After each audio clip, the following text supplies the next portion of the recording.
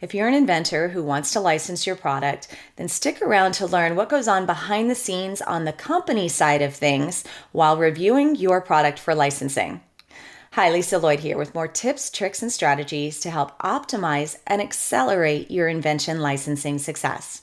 If you like what you learn here today, please consider hitting the like and subscribe buttons. It is a free way to support me doing this. And if you hit the notification bell, you'll be the first to know whenever I've posted a new video each and every week. Now, whether you're just getting started with inventing, or maybe you've already been submitting your product to companies for license and not hearing back from them, getting ghosted, or worse, getting those dreaded rejection letters, usually in a form of a template that says something like, "Thank you for your submission. It's just not a good fit for us at this time." I know how heartbreaking that can be. So no matter what part of this process you're at, it's important to understand, and it would be helpful for you to understand what's going on in the company's mind so that you can better prepare yourself, not only with the material that you need to submit in advance to them, but also just psychologically understand what the expectation is from you so you know when and how to follow up and hopefully push through those barriers and get deals done. Now, I'm not going to re-explain how to do a sell sheet. You can catch that in this video. It even comes with a free download template with all of the right elements that you need to make sure you include in your sell sheet or pitch deck. But let's talk about what happens on the company's side of things when you submit that sell sheet to them for review. Now, first of all, you have to understand it's going to someone that would be technically a gatekeeper, right? So maybe it's the vice president of marketing, maybe it's a brand manager, it could be the head of innovation or R&D for the company. Whoever that is, at first glance, has been tasked with the responsibility of initially eyeballing it and evaluating at a glance from gut instinct and based on their knowledge and expertise in the space, whether or not this might have merit. It is not intended to be something that closes a licensing deal. Obviously, there needs to be a conversation and negotiation that goes with that.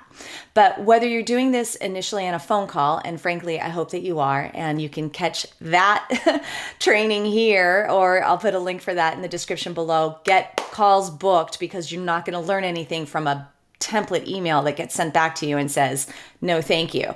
But if you get that first call booked, the only intention is to get them to have enough interest to take it back to their team where they will collectively collaborate on it and determine whether or not it's then worth going forward to the next stage.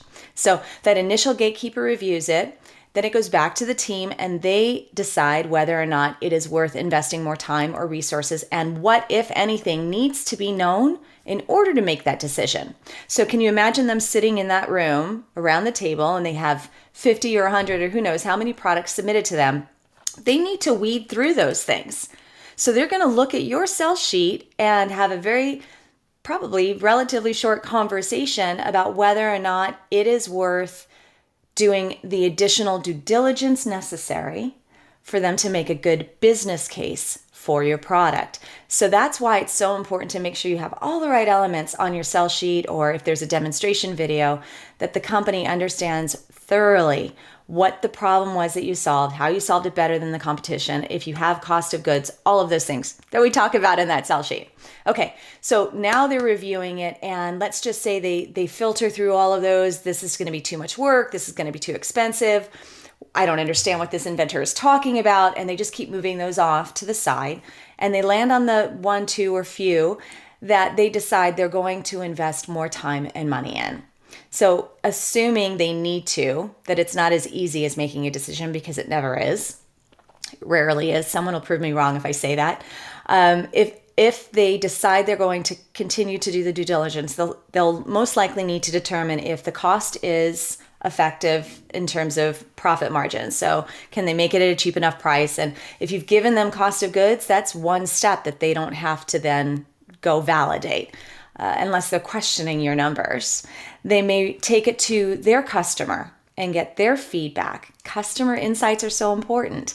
And so the first customer might be, if they are a wholesaler to retailers, they may need to take it to a Target buyer, or if they sell into boutique stores, a few of their boutique owners that can give them the valid feedback that they need from their customers, just like we should be doing back when we're validating the opportunity with our customers, to make sure that it's worth moving forward with it. Assuming that it passes those tests, then they might also do a consumer research study, especially in the direct response business. So they're likely going to do a direct mail or an email, campaign to send out with a video and get a survey. And then based on the results of that survey, in conjunction with all of the other relative information that I've just listed, they can make a good business case for or against your product. Can you see how including as much of the relevant information that will help them make a good business decision on your sell sheet will grease the wheels and not only help them make a better decision going forward, but make them believe more in you as a professional to work with? You've become a peer when you can answer those types of questions. And maybe it's not even on your sell sheet. Maybe it's just data that you keep in the back of your head, your hip pocket, so to speak, so that you can answer those questions when you do book the phone call and walk them through the sell sheet, because inevitably those types of questions are going to come up. So they do all of the research, they do the background, they check with the customers, they check with the consumer, they check with the potential cost, or if there are additional better ways that they can make it. They talk with their own team, design, packaging.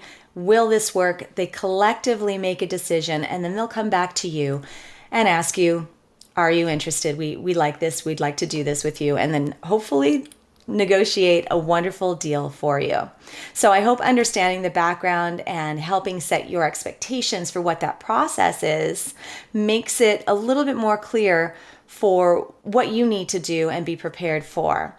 Now, one last little tip I'll give you, and I do talk about this in the Zoom video also, but please always end your emails or your phone calls with setting expectations. Follow up. When should we follow up? What is your process? How long does your process usually take? Asking those types of questions of the person from the company will help you know exactly what to expect going forward. And frankly, it's different. Every company, every product is different. So ask those questions and set yourself up for success so that you can deal with them not only in a more professional way, but in a way that causes them to believe you in your credibility and want to do business with you on this product and hopefully many more to come. So I just kind of riffed it a little bit with you here today. It's a common question. I hope that you found this helpful, but if I missed something or you have another question, just drop it in the comments below. I'm happy to answer those questions. I do read every one of them. And again, if you like what you heard here today, please don't forget to hit those like and subscribe buttons. In the meantime, dare to dream and imagine what's possible when powered by innovation.